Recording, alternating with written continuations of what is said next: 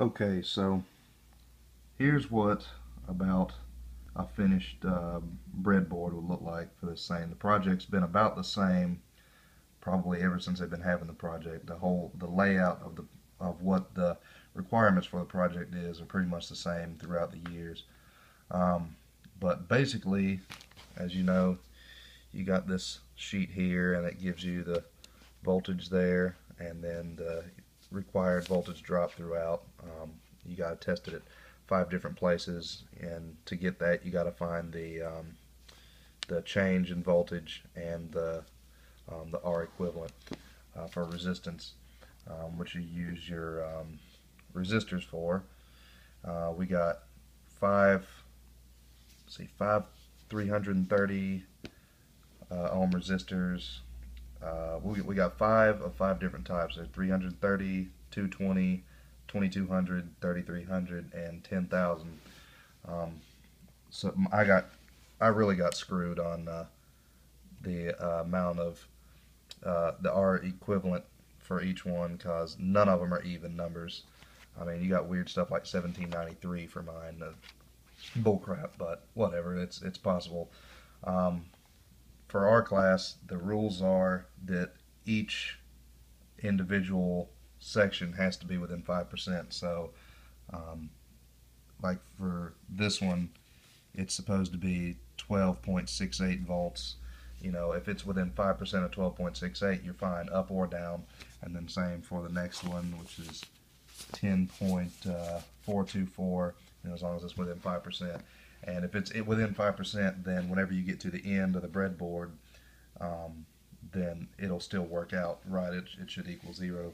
So these little pieces here, for mine, this is where the start is, and this one is where the finish is. So what they'll do is, for example, for mine, to get, it's hard to read on here, but to get 5,911 ohms, what I had to do was, let's see, I believe I put two 2200s and a 3300 in parallel right here, and then I put those in series with two 10,000s, and then at this green wire coming off here is where the checkpoint is. So what these wires coming off of here are is where they're going to check to make sure that it's at the right voltage drop. So you're starting here, and then right here it should be down to 12.68 for me, or within 5%. Then real quick through mine, right here should be within 5% of 10.42. Then right here should be within 8.62. Then right here should be within 2.27, 5% of 2.27, and then right here should be about 0. And whenever I tested it today, it tested just fine. One of these over here is a little bit shaky, but it still tests. And that's one thing about it. You got to make sure you cut them right length. That way they're not sticking up like this guy right here is. But you don't want to cut them too short, or else they won't read. And to go to the other side of the board, from here over here, you can. What I did is I have a resistor that I use to move to connect the two sides, and that worked just fine. Or you can get it. I believe you can get extra wires like these.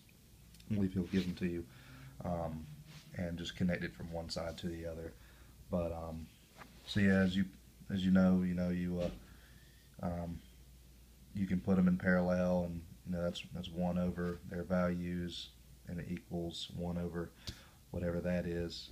Them added together, and then and for series you just add them together. And it's actually pretty simple getting the R equivalent. It's just actually building the thing, which can get kind of confusing, but I hope that helped.